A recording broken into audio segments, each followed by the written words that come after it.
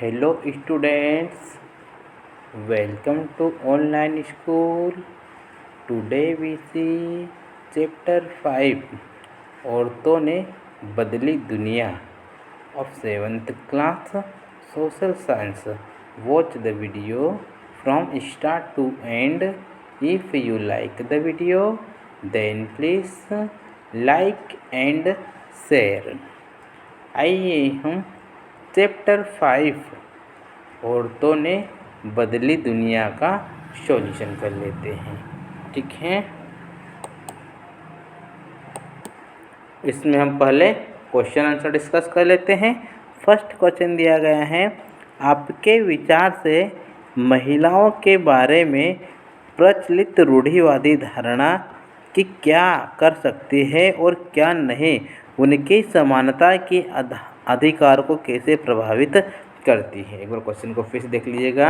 आपके विचार से महिलाओं के बारे में प्रचलित रूढ़िवादी धारणा कि वे क्या कर सकती है और क्या नहीं, उनकी समानता के अधिकार को कैसे प्रभावित करती हैं। इसका आंसर देखते हैं। हमारे विचार में महिलाओं के बारे में प्रचलित रूढ़िवादी धारणा उनकी समानता के अधिकार को निम्न प्रकार से प्रभावित करती है। ठीक है, हमारे विचार में महिलाओं के बारे में प्रचलित रूढ़िवादी धारणा अनेक समानता के अधिकार को निम्न प्रकार से प्रभावित करती है। फर्स्ट नंबर पे दिया गया है, अधिकांश ग्रामीण क्षेत्रों में आज भी लड़कियां उतनी ही शिक्षा प्राप्त कर पाती हैं जितनी सुविधा उनके गांव में उपलब्ध होती है। ठीक है, अधिकांश ग्रामीण क्षेत्रों में आज भी लड़कियां उतनी ही शिक्षा प्राप्त कर पाती हैं जितनी सुविधा उनके गांव में उपलब्ध होती है।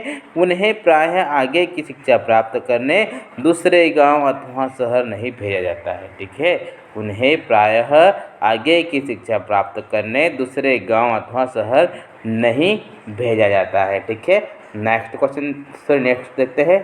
सेकेंड पॉइंट, अधिकांश ग्रामीण क्षेत्रों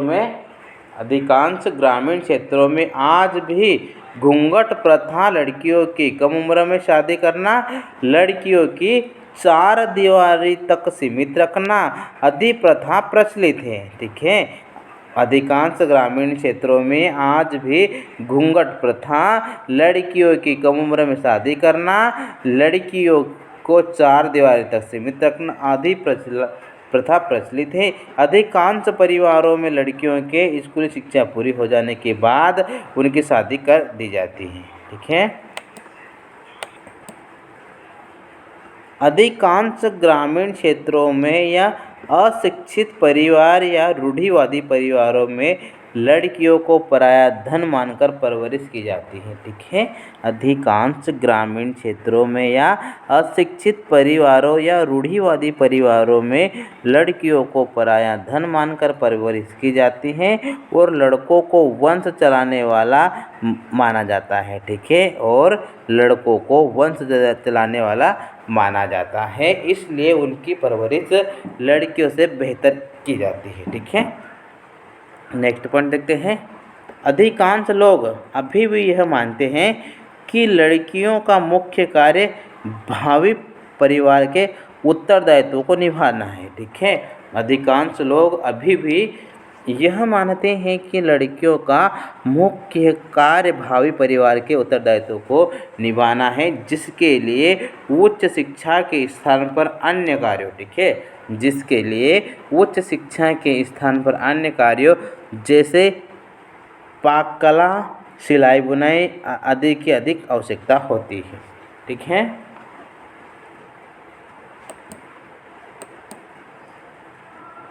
नेक्स्ट क्वेश्चन देखते हैं।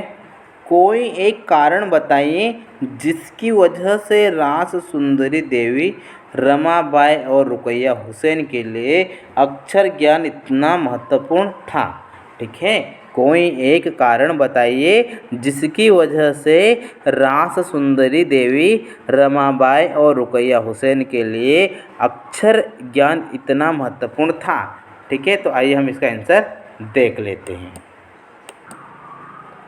रास सुंदरी देवी रमाबाई और रुकैया हुसैन के लिए अक्षर ज्ञान इसलिए महत्वपूर्ण था। ठीक है, इसे ध्यान से समझिएगा। रास सुंदरी देवी, रमाबाई और रुकैया हुसैन के लिए अक्षर ज्ञान इसलिए महत्वपूर्ण था क्योंकि तीनों पढ़ाई और अक्षर ज्ञान के लिए काफ़ी उत्सुक थी। ठीक है, क्योंकि तीनों पढ़ाई और अक्षर ज्ञान के लिए काफ़ी उत्सुक थी और ये तीनों धनी परिवार से संबंधित थी। ठीक है, और ये तीनों धनी परिवार से संबंधित थी, जिसके कारण उनके लिए यह सब संभव हो सका। ठीक है, जिसके कारण यह सब संभव हो सका। ठीक है, नेक्स्ट क्वेश्चन देखते हैं। निर्धन बालिकाएं पढ़ाई बीच में ही छोड़ देती हैं। निर्धन बालिकाएं पढ़ाई बीच में ही छोड़ देती हैं क्योंकि शिक्षा में उनकी रुचि नहीं है। ठीक है, क्योंकि शिक्षा में उनकी रुचि नहीं। प्रश्न 17 पर दिए गए अनुच्छेद को पढ़कर स्पष्ट कीजिए कि यह कथन सही क्यों नहीं है। ठीक है, स्पष्ट कीजिए कि यह कथन सही क्यों नहीं है। इसका आंसर आ जाएगा, यह कथन सत्य नहीं है क्योंकि निर्धन बालिकाएं पढ़ाई बीच में ही छोड़ देती है। ठीक है, क्योंकि यह कथन सत्य नहीं है। ये निर्धन बालिकाएं पढ़ाई बीच में ही छोड़ देती हैं। इसका कारण उनकी रुचि न होना नहीं है, बल्कि दूसरे अनेक कारण है। ठीक है, फर्स्ट में दिया गया है, दलित, आदिवासी और मुस्लिम वर्ग की लड़कियों के स्कूल छोड़ देने के अनेक कारण हैं। ठीक है, दलित, आदिवासी और मुस्लिम वर्ग की लड़कियों के स्कूल छोड़ देने के अनेक कारण हैं। देश के अनेक भागों में, विशेषकर ग्रामीण और गरीब क्षेत्रों में नियमित रूप से पढ़ाने के लिए न उचित स्कूल है और न ही शिक्षा। यदि विद्यालय घर के पास नहीं हो और ले जाने के लिए किसी साधन जैसे बस या वैन आदि की व्यवस्था न हो तो अभिभावक लड़कियों को स्कूल नहीं भेजना चाहते हैं। ठीक है, तो अभिभावक लड़कियों को स्कूल नहीं भेजना चाहते हैं। ठीक है, सेकेंड पॉइंट देखते हैं।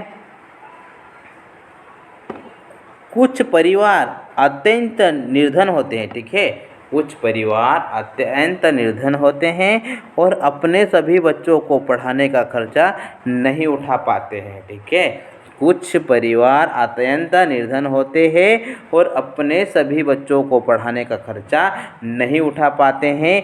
ऐसी स्थिति में लड़कों को प्राथमिकता मिलती है। ठीक है, ऐसी स्थिति में लड़कों को प्राथमिकता मिलती है और लड़कियों को नहीं पढ़ाया जाता है। ठीक है, थर्ड पॉइंट देखते हैं। बहुत से बच्चे इसलिए भी स्कूल छोड़ देते हैं क्योंकि उनके साथ उनकी शिक्षक और सहपाठी भेदभाव करते हैं। ठीक है, बहुत से बच्चे इसलिए भी स्कूल छोड़ देते हैं क्योंकि उनके साथ उनके शिक्षक और सहपाठी भेदभाव करते हैं, इसलिए बहुत से बच्चे स्कूल छोड़ देते हैं। ठीक है, नेक्स्ट क्वेश्चन देखते हैं। क्वेश्चन नंबर 4,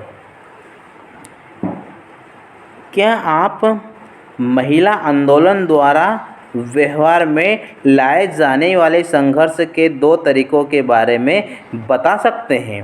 क्या आप महिला आंदोलन द्वारा व्यवहार में लाए जाने वाले संघर्ष के 2 तरीकों के बारे में बता सकते हैं? महिलाएं क्या कर सकती हैं और क्या नहीं? महिलाएं क्या कर सकती हैं और क्या नहीं?